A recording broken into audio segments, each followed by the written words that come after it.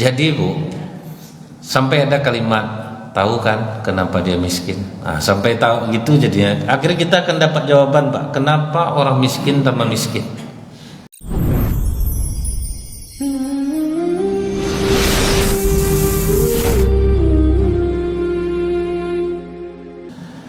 Ma min muslimin yutimu akhahu hatta yusbi'ah. Siapa yang memberi makan satu orang dalam keadaan lapar, wa yaskihi hatta yurwiyah, beri orang minum sampai dia puas, illa ba'adahu Allahu ta'ala minan nar, tidak ada balasannya kecuali dijauhkan Allah dari neraka. Cuma ngasih makannya Pak, jauh dari neraka. Bahkan dalam satu riwayat Bu, jaraknya sama dengan 7 parit. 7 parit kan kecil tuh. Ditanya sahabat, 7 parit ini seperti apa yang Rasulullah? Jarak dari satu parit ke berikutnya sama dengan 500 tahun perjalanan satu parit. Berapa jauhnya tuh Pak? Hanya ngasih orang makan. Jadi apa mungkin kita minggu depan tuh hanya lontong? Yang didapat dari membayar kambing tuh Pak, kambing paketnya ada 1,6 Bu, yang udah masaknya paket 1,6, paket 2 juta, paket 2.500.000. Sementara yang akan didapatkan Pak jauh di atas itu gitu. Kalau tahulah dermawan nih Bu, mungkin dia sendiri yang nanggung minggu depan, yakin saya. Karena memang itu taruhlah Pak 2.500.000 tapi dijauhkan Allah dari neraka. Dahsyat dampaknya itu gitu. Jadi kita undang-undang orang makan menjelang bulan Ramadan nih, kita tahu nih Bu, ini pahalanya besar nih. Ibaratnya kalau udah ada yang diajak orang makan tuh jual emas, jual emas tuh, penting kasih orang makanan yang terbaik ke rumah kita. Pokoknya Bu, balik dari rumah kita tuh nggak ngeluh orang. Coba lah bayangkan gimana doa tuh mau sampai orang pulang ke rumah kita, parah betul. Itu lauk, aku kalau itu lauk di rumah jadi enak makan aku lagi. Aku nggak banyak makan dari rumah, nasi entah nasi apa tuh. Sesekali kasih nasi kurik kusui, bareh solo, barasnya tuh Pak ya. Pokoknya terharu orang habis makan di rumah kita tuh, dia enak betul ya Kak. Apa tuh baru sampai doa tuh. Ini bentuknya sepele Bu, orang suka ngasal Pak, ngajak orang makan tuh suka ngasal gitu Bu. Tapi kita pikir lagi, Ibu tahu enggak ada masjid dekat rumah Ustadz Saidul Amin itu untuk sarapan pagi subuh tuh Pak, semua warung lontong di sana itu diseleksi Pak. Diseleksi dulu, ditanya ke masyarakat mana yang paling enak, akhirnya diputuskanlah Bu 2 yang paling enak. Padahal jauh dari rumah saya tuh Pak. Gara-gara lontong itu aja Pak rajin saya datang Bu. Itu masalahnya cuman ya Pak, dia tidak mahal Bu, tetapi betul-betul enak Pak, nggak ngasal Bu. Bayangkan Pak ya, itu jauhnya tuh Pak, serajin-rajinnya saya datang jauh Bu, dari dalam depannya ke dalam tuh aja ada 10 kilo kalau nggak salah saya tuh Pak, dari Arengka Soekarno Arengka tuh, Panam tuh 10 kilo ke dalam. Tapi rajin asal ke sana tuh Bu, pembawaan kita tuh bahagia Pak. Sampai tahu orang tuh Bu, jatah saya itu 2 bungkus, tahu orang tuh Pak. Jadi di piring saya itu udah tertaruh 2 tuh Pak. Hilang malu saya Pak, aneh Bu. Salah lauknya terbaik Bu. Begitu kita gigit tuh berbunyi renyah itu Pak. Wah itu memang diseleksi sama orang tuh Bu. Ini kadang kan untuk sarapan subuh tuh apa namanya kayak ngasal gitu Pak kan. Jadi jangan sampai ngasal Bu, alah untuk sarapannya apa betul lah Bu. Itu yang bersedekah tuh Pak langsung terasa efeknya tuh, pasti langsung terasa. Kasih yang terbaik. Karena dahsyatnya orang yang memberi makan tuh Bapak Ibu, bahkan harta mereka terjaga, doa-doa itu cepat dikabulkan. Kalau kita ingat orang yang menjamu makan dulu, ada 3 orang perampok Pak, dia mau merampok di rumah seorang dermawan. Jadi dan niatnya nih bu, mau merampok dia. Datanglah dia dari daerah yang cukup jauh, pergilah dia ke tempat bapak yang dermawan nih. Tegak-tegak dia bertiga di luar pagar bapak tuh bu. Keluar orang dermawan nih. Pak, bapak yang bertiga sini masuk. Oh, masuklah yang bertiga nih pak. Ada apa tuan? Nampaknya bapak nih dari jauh. Silahkan duduk. Sebentar saya suruh pembantu saya ngambilkan minum. Dikasihlah minum enak-enak pak. Dibuatkan berbagai macam bu, silahkan pilih. Senang betul hati tiga orang perampok nih. Setelah selesai minum sambil makan cemilan, kemudian disuruhnya pembantunya menyiapkan makanan. Kasih makanan yang enak-enak, udah siapkan. Setelah itu diajak dermawan nila masuk ke dalam. Iya pak, makanan sudah selesai, makan kita dulu. Bapak-bapak ini pasti dari jauh. Sampai perampok tuh bilang, ini enak sekali ini merampok nih. Diservis sebelum merampok pak. Makan orang itu bertiga bu. Silahkan dinikmati makanannya tuan-tuan. Jadi bahasanya nikmati bu. Ini kadang tuan rumah nih, awak lapar pak, disuruhnya tuan rumah ada sedekah makanan, itu udah kena bu. Karena kalau sedekah hanya bisa orang mampu kepada yang tidak mampu, sementara kita yang hadir orang makan semuanya pak, itu aja udah salah tuh bu. Tapi kalau hadiah, tuan rumah ada menyediakan hidangan makanan sebagai hadiah. Kalau hadiah orang miskin boleh berhadiah makanan kepada orang kaya. Tapi kalau sedekah kalimatnya tidak layak bu. Karena orang yang datang bukan orang miskin kadang untuk makan tuh pak. Sama dengan memasukkan api ke dalam perut gara-gara kata-kata aja bu ya. Bisa berdosa orang yang makan jadinya pak. Karena tidak mungkin orang mampu dikasih sedekah itu tidak mungkin pak. Tapi kalau hadiah boleh. Yang kedua apa lagi bu yang sering meleset itu tuh, hidangannya telah dihidangkan, silahkan dicicipi. Awak lapar pak, disuruh nyicip. Makan berdosa kita pak, perintah tuan rumah jadi nyicip. Nyicip tuh digini-gini kan bu, satu-satu. Coba loh, kadang bingung saya bu. Awak lapar tapi disuruh cicipi. Kalau nikmati kalimatnya baru boleh pak makan. Tapi kalau cicipi bu, berdosa tak kita nanti itu. Jadi bahasa itu kadang-kadang pengaruhnya besar pak. Meleset aja dia, udah jauh artinya. Itu bukan biasa. Saya sering betul tuh ada tuan rumah ada sedekah makanan. Kalau hadiah silahkan, orang miskin pun boleh ngantar makanan pak. Tapi kalau sedekah, apa tidak berdosa kita makan yang bukan hak kita pak? Kita orang makan semua di rumah makan ya tahu.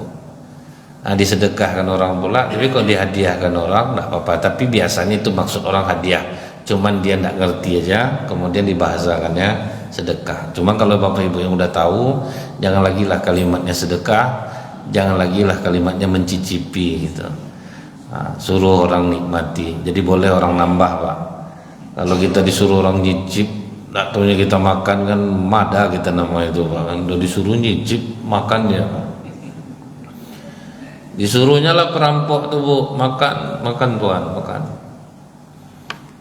Orang itu sedang makan, didorongnya lah anak perempuannya yang dari kecil lumpuh pak. Tuan-tuan kan musafir, doa musafir ini kan makbul. Tolong doakan anak saya ini agar diberikan Allah kesabaran. Tolak-tolaklah perampok tuh. Kalau berdoa, aku mana pandai doa, sama kita, aku pun tak semayang. Udah iya kan aja lah kata bapak tuh, doakannya bu, ya Allah sembuhkanlah kaki bapak, anak bapak ini. Padahal bapak tuh hanya minta diberikan kesabaran. Kalau kita sakit tuh pak, kenapa kita jangan minta kesembuhan? Sebab kalau tidak sembuh-sembuh nanti kita putus asa jadinya. Tidak ada guna berdoa, udah capek, tidak sembuh. Tapi yang kita minta kesabaran, jadi berproses kita untuk sembuh. Gitu. Ada orang 7 tahun bu, koma, tapi terus sabar dia. 7 tahun dia koma, baru dapat obatnya itu Pak pas istrinya searching di Google, orang koma dibukanya itu semuanya, rupanya justru harus dikasih obat tidur Pak. Dibeli obat tidur melatonin murah ya Bu, digiling, dimasukkannya ke infus suaminya, dengan izin Allah Pak. Bangun suaminya Bu, udah 7 tahun lebih koma, duit udah habis berkarung-karung. Itu kadang Allah menunjukkan tuh Pak. Cuman itu Bu, kullu da'in dawaun, setiap penyakit itu ada obatnya, tapi nunggu jodohnya. Ini pula Pak, di searching, disebarkan ibu tuh bahwa suaminya koma 7 tahun, dikasihnya obat tidur ke dalam infus, bangun suaminya. Datanglah di negara lain, dicobanya lah Bu, suaminya koma, digilingnya obat tidur, tertidur betul sekali Pak, enggak lah bangun lagi, mati pula. Jadi obat tuh Pak cocok di kita, belum tentu cocok di orang lain Bu. Nggak bisa kita bilang minumlah teh ini Pak, saya itu terasa nih teh herbal yang ini cocok itu di badan saya, di kita cocok, pas orang makan tak cocok. Jadi orang-orang yang sakit doa minta diberikan kesabaran dalam berproses itu. Nah sementara perampok ini justru mendoakan kesembuhan. Selesai makan, Pak boleh enggak kami numpang tidur di teras? Oh kenapa tidur di teras? Di dalam aja tidur. Gara-gara kedermawanan dia nih Pak, hancur hati perampok tuh Bu. Enggak tega aku merampok di sini, di tempat lain aja lah kita pindah. Oh jangan kok, oh gitu udah jauh nih. Target kita cuma di sini. Oke lah kita merampok, tapi jangan menyakiti keluarga Bapak ini. Sepakat, setuju Pak. Tengah malam bangunlah mereka bertiga Bu, satu masuk ke dalam kamar Pak, mencari harta benda. Ada lebih kurang 1 jam dia di dalam, keluar tapi tidak membawa apa-apa. Ada kau dapat? Aneh rumah Bapak nih, emas nampak tapi tidak bisa diambil, uang nampak tapi tidak bisa diambil. Itulah penjagaan Allah kepada orang-orang yang dermawan. Apalagi suka ngasih orang makan nih kan Bu, dengan makanan yang terbaik itu, dan kita tahu pahalanya sangat besar. Nah begitu ribut mereka Pak, bodoh kau, masa itu aja nak terampil sama kau ngarang-ngarang cerita kau nih. Karena ribut terbangun Bapak yang punya rumah tuh. Ada apa tuan-tuan? Kami membalas budi Bapak Pak, kami ronda malam ini di rumah Bapak, supaya aman, tentram. Terima kasih Bapak, tapi tidak enak juga saya. Masa Bapak seharusnya istirahat malah jaga di rumah saya? Oh tidak apa-apa Pak. Terdengar menjerit anaknya yang lumpuh itu dari kamar. Ayah, ayah. Berlarilah ke situ Pak, bertiga sama perampok ini sekali Bu. Ternyata apa yang dilihat, anak yang lumpuh dari kecil itu sudah bisa berjalan. Dipeluk Bapak tuh perampok tuh Pak, terima kasih tuan-tuan, ternyata doa tuan-tuan makbul. Menangislah perampok, tidak ada sebetul kami berdoa Pak, sebetul jahat niat kami kemarin ini, kami mau merampok Pak. Itu yang dibilang orang dalam sejarah Bu, tobatnya perampok di tangan orang dermawan. Jadi kadang amalan ini Bu ya, dia tidak perlu besar tapi tepat sasarannya. Ada orang dia nyumbang tikar karpet ke masjid Pak. Karpet itu bukan murah tuh Ustaz, 15 meter itu berapa tuh. Saya berniat supaya sembuh sakit anak saya, tapi tidak juga disembuhkan Allah. Apa saya bilang sama dia Bu, sedangkan karpet masjid yang ada aja ada tergulung-gulung di belakang tidak dipakai, ditambah juga karpet, tentu tidak ada manfaatnya Pak. Tapi bisa kadang kita Bu, hanya gara-gara ngasih makan, modalnya tidak banyak, cepat diganti Allah dalam waktu yang tidak berapa lama. Jadi yang dengar ceramah saya waktu itu Bu ya, ada bapak, saya bilang kalau ada orang minta sedekah tapi dia bukan minta uang, minta makan, kasih makan kata saya. Kalau minta duit dia ragu kita. Tapi kalau ada yang pengemis Bang, aku lapar, minta aku makan. Ajak dia duduk, kasih dia makan. Oh, teringat-ingatlah bapak. Jadi pas dia nunggu istrinya belanja, Bu, datang pengemis, Pak. Bang, ada duit 5.000 bang untuk makan. Ingat dia ceramah saya, kalau ada orang minta makan, ajak makan. Menyesal saya, Ustaz. Dia cerita ke saya, Bu, pas saya ajak dia makan, betul-betul orang lapar rupanya, Ustaz. Habis duit saya. Mie ayam tuh 2 kali dia makan, Pak. Temenung, Ustaz. Telur di meja itu pun diambilnya juga. Awalnya sakit hati saya sama Ustaz. Gara-gara dengan ceramah Ustaz selesai duit saya. Saya tidak berduit waktu itu, Ustaz. Habis 30.000 katanya, Bu. Tapi Ustaz, saya pulang, habis itu menung aja saya di atas Honda tuh, diam aja saya bawa istri saya tuh. Sampai saya di rumah nelfon kakak saya, pasporku masih hidup, masih kak, kau kawankan aku umroh 30.000 jadi 30 juta. Di situ menangis saya, Ustaz. Awalnya menyesal saya, padahal tidak ikhlas tuh, Bu, dikabulkan oleh Allah. Apalagi kalau kita ikhlas ngajak orang makan tuh. Orang-orang yang punya amalan seperti ini, Bu, pasti saya yakin, Pak, dia terniat untuk diri dia tuh. Sehat aja dia. Yang diajak makan banyaklah memanfaatkan, Pak. Alah, selesai sama Pak Haji itu, selesai sama Pak Haji. Dia tidak tahu bahwa dia rugi kalau dia tidak pernah mentraktir orang itu. Kenapa ada orang mau dia berapapun orang makan, karena dia sudah terasa, Pak, efeknya ke dia. Ini asal makan, pakai duit abang lu, bang, tinggallah dompet. Tinggal dompet terus saya menderita lah hidup macam itu. Rugi sebetulnya. Kita udah jelas, Bu, ya. Rasulullah sudah menyampaikan, wahai Ibnu Mas'ud, jangan kau lupakan kisah sepotong roti. Sepotong roti. Maksudmu apa, ya Rasulullah? Dulu ada orang menghabiskan umurnya 70 tahun untuk beribadah, tetapi dia khilaf. Dia berzina dengan seorang wanita selama 7 hari. Setiap kali dia mengingat dosanya, dia nangis, sujud dia kepada Allah, dan membiarkan dirinya dalam keadaan lapar. Saking sedihnya dia, Bu. Setelah beberapa hari dia tidak makan, tuh lemaslah tubuhnya. Tertidurlah dia di antara 12 orang fakir miskin. Nyeliplah dia tidur di tengah, jadi 13 lah fakir miskinnya. Malamnya datang dermawan ngantarkan makanan, Bu, roti. Satu orang dikasih 1. Rupanya jumlah roti hanya 12, Pak. Tentu yang ke-13 tak dapat. Tahu dia ada 1 yang tak dapat. Ahli ibadah yang berdosa ini, Bu, tidak jadi dia makan roti itu, walaupun dia lapar. Dikasihnya kepada yang ke-13 itu. Jadi dia tidak makan, orang makan jadinya. Kata Rasulullah, di akhirat ditimbanglah amalnya.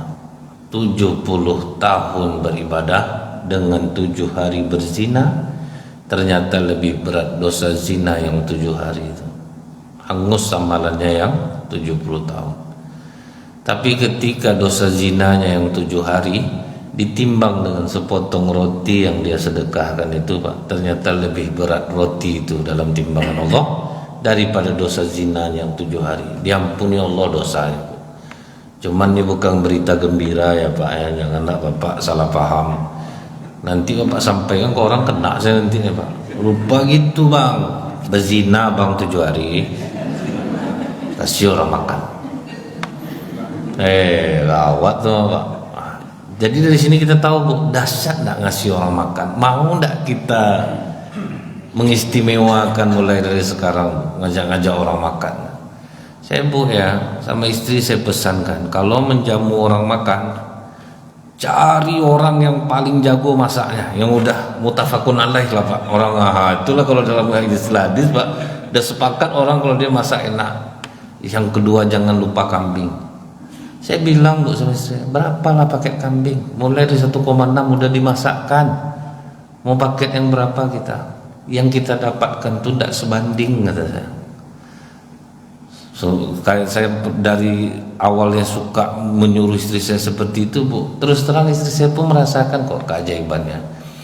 Dia aslinya kan kita tuh pelit sebetulnya, Pak. Aslinya kita tuh semua pelit, Bu. Tapi setelah kita coba, Pak, mengamalkannya, terasa efeknya di kita, barulah pelit itu hilang. Jadi semua kita ini aslinya kan bakil sebetulnya, Pak. Memang Allah yang mengatakan kita itu kikir. Tapi karena kita belajar agama, diperintahkan untuk memberi yang terbaik, terasa ada efeknya ke kita. Pas sudah terasa efek, barulah kita menjadi orang yang dermawan tanpa beban. Jadi servis orang, Bu, datang tuh kasih buah-buahan yang enak-enak.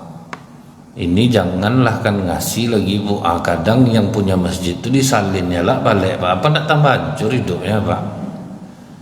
Ibu-ibu sedang wirid Yasin, Bu.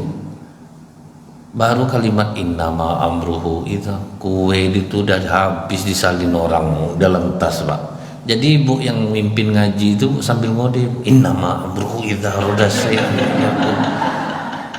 Udahlah ndak ngasih ndak parah-parah hidup orang, Pak. Saya jadi perhatian sama saya tuh, Bu, ya. Orang yang suka gratisan di masjid, yang suka berbuka-buka di masjid, memanfaatkan, padahal itu kan seharusnya dikasih kepada orang yang singgah di masjid kita nih, Pak. Adalah berbukaan dia, itu besar pahalanya, Bu. Karena saya pernah juga terjebak di jalan dan harus berbuka di masjid. Orang kan tidak pernah tahu kita tuh dari mana gitu, Pak. Tapi di satu saya sangat berharap berbuka di sana, Bu. Itu besar pahala orang sana. Ini kita umumkan, marilah kita antarkan makanan ke masjid, Bu.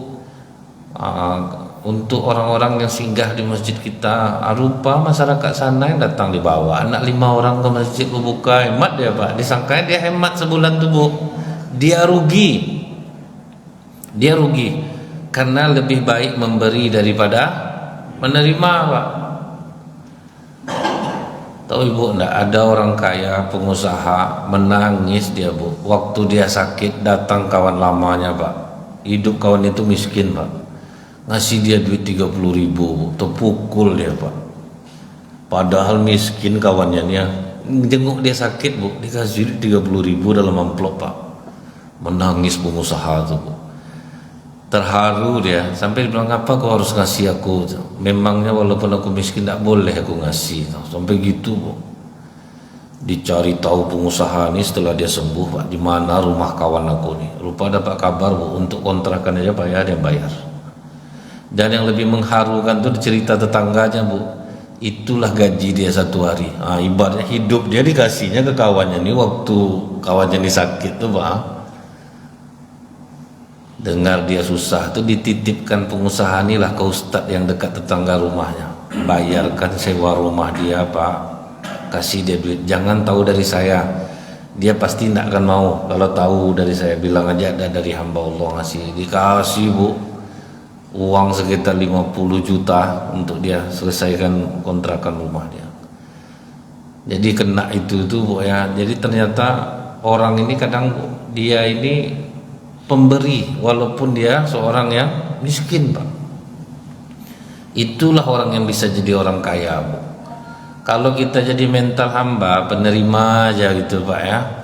Kalau udah penerima itu, Bu, disangka dia akan menguntungkan bagi dia. Udahlah menerima, kadang dibungkusnya pula lauk tuh, Bu. Pergi dia ke masjid tuh bawa tupperware dia. Dibawa tupperware dari rumah, Pak. Disalinnya, Bu. Makanya ada masjid dijaganya gulai kambing tuh, Pak, sama ibu-ibu tuh. Ngapa dijaga, Bu? Parah ibu-ibu nih, Ustaz, bawa tupperware dia dari rumah, disalinnya, maka saya jaganya. Tuh, Pak. Jadi, Bu, sampai ada kalimat, tahu kan kenapa dia miskin? Sampai tahu gitu jadinya. Akhirnya kita akan dapat jawaban, Pak, kenapa orang miskin tambah miskin. Tengok aja, dia suka gratisan, suka mengambil, yang seharusnya untuk orang diambil. Itulah kadang yang jadi kendala itu kan, Bu. Itu banyak orang tidak menyadarinya bahwa itu buah dari perbuatan dia, kesusahan itu. Coba lah Bu ya, tidak usah punya jamaah lagi, punya ustadz di kipas sama ibu tuh Bu. Saya ada buah-buahan di meja saya nih waktu saya ceramah, ada salak, ada lengkeng. Ingat betul saya Pak, saking pengennya saya makan buah itu masih terbayang saya bentuk buah yang ada di depan meja saya tuh. Wih ibu-ibu Bu, saya tinggal beruduk lenyap Pak, lenyap Bu. Terus saya bikin tak mandang lah ibu nih, pokok punya siapa jadi kipasnya Pak. Tersangkanya tidak ada Bu, wajah soleha semua Bu. Siapa yang mau dituduh Pak? Nah inilah yang meramai-ramaikan rumah sakit itu jadinya Bu. Karena kita Pak, kita tuh tidak mau untuk memberikan yang terbaik, bahkan kadang mengambil lagi Pak.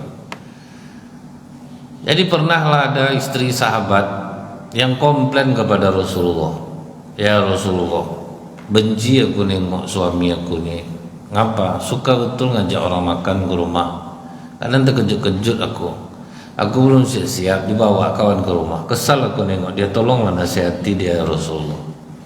Kata Rasulullah, besok aku datang ke rumahmu dan aku akan bertemu dengan suamimu. Datanglah Rasulullah ke rumahnya Bu, disiapkannya lah makanan yang enak-enak Pak. Kan dia tahu Bu, Rasulullah tuh paling suka kambing Pak. Memang kambing tuh beliau suka. Setelah makan Bu, apa kata Rasulullah ke suami perempuan ini? Nanti suruh istri kau tegak di pintu waktu aku pulang. Baik ya Rasulullah, disampaikannya lah ke istrinya. Nanti kata Rasulullah kalau Rasulullah pulang tegak di pintu. Begitu Rasulullah keluar dari rumahnya Bu, tidak lama sudah tuh langsung pingsan istrinya. Pas dia sadar ditanya, Bu, apa yang kau lihat? Aku melihat segala keburukan yang ada di rumah ini ikut keluar bersamaan dengan keluarnya Rasulullah dalam bentuk binatang-binatang berbisa. Itu kata Rasulullah Bu. Jadi kalau kita menjamu orang makan di rumah kita, begitu mereka keluar dari rumah kita, seluruh musibah keburukan yang ada di rumah itu ikut keluar Pak. Tapi lauknya kambing ya Bu ya. Kalau lontong enggak Pak, ragu saya nih. Nah.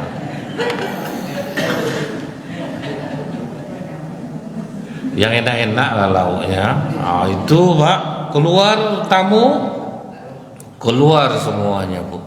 Segala keburukan, hantu belau, jin-jin semua dalam rumah itu keluar tuh Pak. Tapi memang ya saya pesankan Bu, kasih yang terbaik ini selagi masih di pertengahan Sya'ban nih Bu ya. Berpikirlah dulu kalau mau ngajak orang makan. Kalau rasanya tidak mampu ngajak makan terlalu mahal, paling tidak Bu yang kue-kue yang Ibu hidangkan, pisangnya itu pisang yang bagus itu Pak ya. Misal kue-kue, saya ada kue-kue cuma pisangnya bagus. Jangan pisang yang payah membuka tuh Bu, diangkat kulitnya payah kita membidik-bidik ya tuh Pak. Jadi kalaupun makan yang lain, pokoknya yang enak-enak aja Pak. Saya tahu Bu ya, kenapa kok Resoles itu ada yang 12.000 kok dibeli orang gitu Bu. Akhirnya saya coba lah Pak, kita beli berbagai macam rasanya Bu, ada rasa tuna sampai harga 18.000 Pak sebiji. Jadi begitu saya coba tuh Bu ya, dia anak saya beli waktu itu, saya coba, pantas ini kalau macam ini dihidangkan ya, panjang doa orang nih, apapun amin kata dia nih, pasti ya nih. Jadi memang Bu, saya praktek dulu kadang sendiri. Ketika saya ngomong seperti ini, berarti saya sudah pernah menerima efeknya. Nah itu Pak, ngajak orang makan, kasih makan yang terbaik. Atau misalnya saya tidak ada makanan di rumah, orangnya bisa saya giring ke tempat makan, carilah tempat makan yang oke Pak, suasananya enak, makanannya enak. Karena saya tahu apa yang akan kita dapatkan tidak sebanding dengan uang yang kita keluarkan, itu pasti tidak akan sebanding. Jadi itu Bu, keluarlah semua musibah yang ada di rumah-rumah kita itu semua terbawa. Dan orang yang datang ke rumah kita, begitu mereka pulang, mereka mendapatkan ampunan dari Allah. Nah jadi Bu ya, setelah dijamu oleh Bashar bin Bara bin Ma'rur ini Rasulullah di rumahnya Bani Salamah di bulan Sya'ban itu, azan zuhur lah orang, berangkatlah Rasulullah ke masjid, sholat zuhur berjamaah. 2 rakaat Rasulullah selesai sholat zuhur. Di 2 rakaat yang berikutnya turunlah malaikat Jibril membawa wahyu, yaitu Al-Quran surat Al-Baqarah ayat 144. Nah inilah asbabun nuzul turunnya Al-Baqarah 144 itu Pak. Apa kata Allah? Bismillahirrahmanirrahim. Qad nara taqalluba wajhika fis sama' falanwalliyannaka qiblatan tardaha fawalli wajhaka syatrul masjidil haram wa haitsuma kuntum fawallu wujuhakum syatrah wa innal ladzina utul kitaba la ya'lamuna annahu al-haqqu min rabbihim wa mallahu bighafilin amma ya'malun. Kami melihat wajahmu sering menengadah ke langit Muhammad. Maksudnya itu apa Bu? 16 bulan Rasulullah berdoa kepada Allah agar kiblat dipindahkan dari Baitul Maqdis ke Masjidil Haram. Itu maksud dari ayat ini, kau sering menengadahkan mukamu ke langit.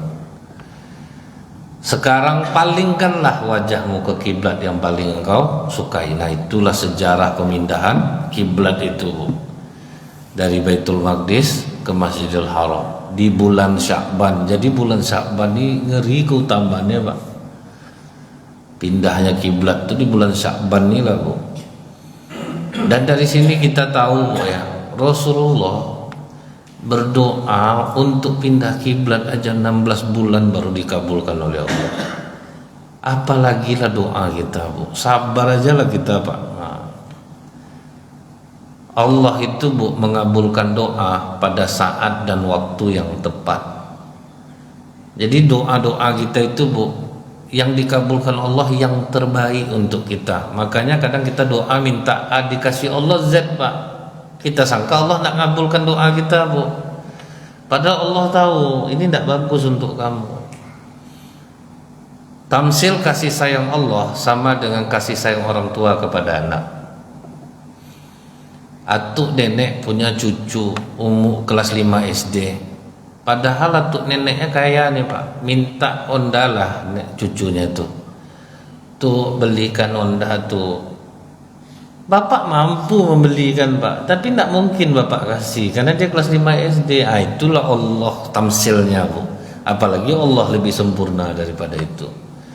Jadi Allah tuh ngasih yang cocok untuk kita pada saat itu. Bapak doa minta kaya, enggak kaya-kaya karena Allah tahu Pak. Bapak kalau kaya berbini Bapak pandai. Maka tidak dikabulkan oleh Allah. Jadi jangan ngotot kita Bu, kayakanlah suamiku ya Allah, tapi tidak kaya-kaya karena Allah tahu Bapak tidak patut kaya Pak. Agak nampak ancang-ancang itu sedikit Bu. Jadi Allah itu dia hanya mengabulkan yang terbaik untuk kita pada saat dan waktu yang tepat. Datang orang umur saya ada 31 Ustaz, perempuan, belum juga dapat jodoh lagi kata saya. Pantaskan aja diri kita. Terus saya bilang, cara memantaskan diri itu bukan hanya kita ibadah minta ke Allah, ibadah minta ke Allah. Yang kitanya, yang pertama, kamu masih terlalu banyak dekat dengan laki-laki. Walaupun berkawan, itu menghambat. Nah, itu menghambat tuh Pak. Kita harus pantaskan diri kita, kurangi pergaulan dengan laki-laki dulu. Karena dia orangnya memang suka berteman Pak.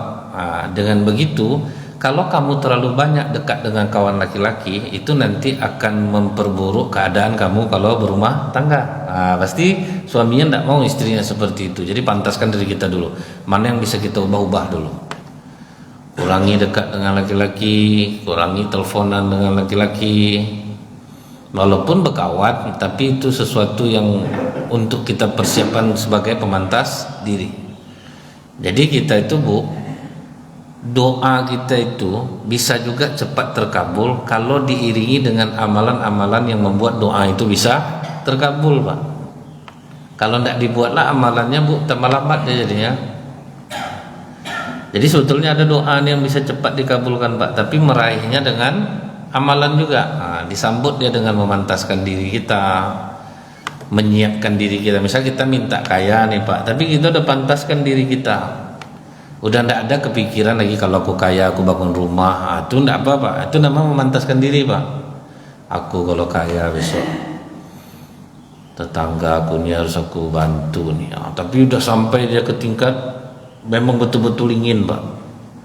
Niat tuh Bu kan banyak nanti tuh Pak, level 1, 2, 3, 4. Nah yang dibalas Allah tuh niat yang berbarengan dengan kekuatan hati memang mau melakukannya. Makanya kita niat sholat tuh Bu karena kita memang mau melakukan sholat. Artinya niat itu menyengajakan sesuatu disertakan dengan amalannya. Ini kadang aku udah terniat aku sebetulnya nolong kau nih, tapi tidak nolong Pak. Itu kan belum lagi tingkatan. Niat yang dihitung Allah jadi apa itu ibadah tuh Bu, di hati kita tuh memang ingin. Itu dia. Jadi ibu berdoa jangan pernah putus asa, jangan ganti doa, karena ud'uni astajib lakum, Allah pasti akan mengabulkan. Kalaupun tidak di dunia, di akhirat. Kalaupun di dunia mungkin jatah anak ibu baru dapat doa ibu tuh. Ibu minta kaya, rupanya anak yang kaya Pak. Jadi kan ada seperti itu tuh. Doa ayah, ibu dapat anaknya. Nabi Zakaria Bu minta anak ke Allah. Dari mulai baru nikah umur 77 tahun baru dikabulkan oleh Allah. Nabi itu Pak. Nabi Ibrahim sama Siti Sarah minta anak yang dari rahim Siti Sarah umur 80-an tahun baru Sarah melahirkan. Dan bagi Allah nih Bu, tidak ada perempuan yang menopause, dan terbukti sekarang nenek paling tua di dunia yang melahirkan umur 71 tahun. Jadi saya pesankan nenek-nenek hati-hati. Yang masih punya suami hati-hati. Karena bagi Allah tidak ada perempuan menopause. Allah suka-suka dia aja. Dan itu terjadi Bu, tetangga di depan rumah saya sendiri. Dan nenek-nenek Pak lahir anak bungsunya Bu, saking jauhnya dengan abangnya Bu, tidak ada kakaknya yang sayang sama dia Pak. Kami inilah yang membawa dia main dari kecil. Itu Pak, ingat saya Pak, bungsu yang tidak diharapkan Bu. Anehnya itu pula anak yang paling mudah keluarnya. Udah setua tuh nenek tuh Bu, itu pula yang paling mudah. Sedang nyuci keluar kepalanya Pak. Itu dimudahkan Allah Bu. Kalau tanya ibu ke tetangga, saya tahu orang semua itu. Kami inilah mendorong sepeda dia waktu kecil Pak. Karena abang tidak ada sayang sama dia.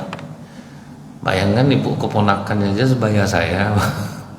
Berapa jauhnya tuh Pak, keponakannya aja sebesar saya waktu itu.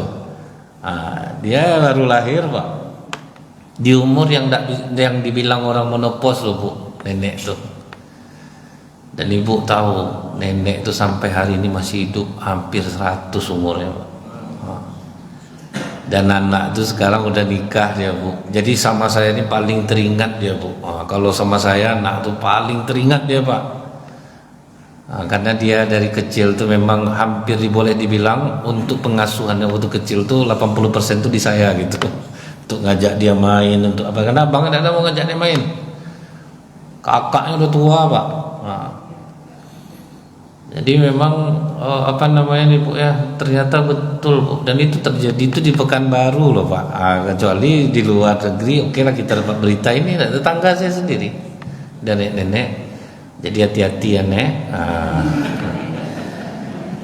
Nah, Rasulullah minta pindah kiblat 17 bulan baru dikabulkan oleh Allah. Pindahlah kiblat tuh Bu. Kiblat itu pindah rupanya kenapa lama Pak? Untuk mempersiapkan mental Rasulullah dan para sahabat menerima hujatan dari orang musyrik, orang munafik, orang Yahudi. Karena waktu kiblat itu pindah Bu, umat Islam udah siap mental semua Pak. Kata orang musyrik, kan balik kalian mengakui berhala balik kan. Kan itu Pak, karena kan berhala mereka di Ka'bah, itu ujiannya. kalian tidak setuju sok-sok ngadap Baitul Maqdis, akhirnya kan kalian ke berhala juga balik. Itu ditampung orang Islam bu, hinaan demi hinaan. Dan itu sudah ada persiapan pak di jiwa para sahabat. Jadi dalam 16 bulan tuh bu, mereka tuh semakin kuat untuk dekat dengan Rasulullah, semakin yakin, semakin loyal. Karena pemindahan kiblatnya tuh ngeri bu. Pemindahan kiblat di Masjid Kiblaten itu kan ibu tahu, pemindahan itu sab perempuan ke laki-laki, sab laki-laki ke perempuan, pak, utara selatan mainnya.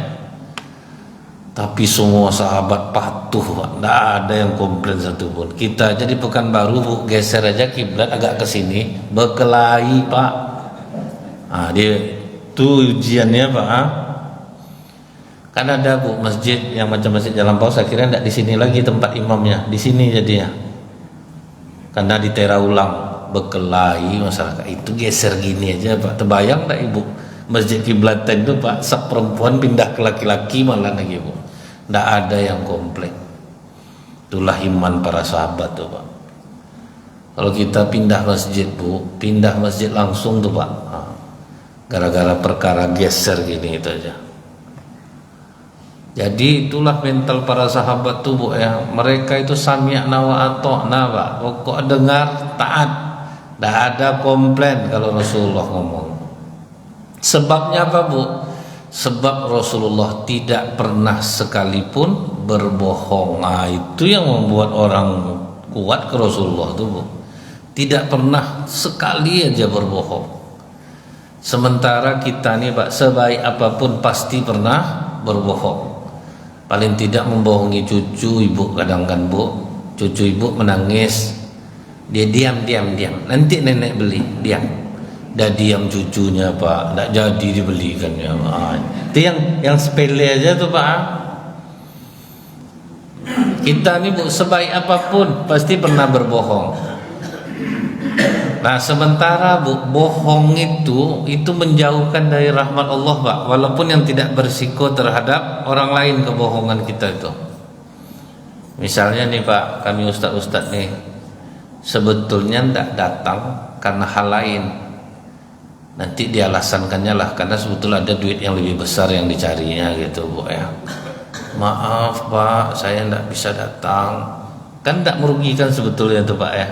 Kan bisa ganti sama orang lain, tapi di ustadznya itu pasti dia merasakan kena ya pak. Sampai siap sama orang satu buku dampak bohong bagi kesehatan, sampai itu pak.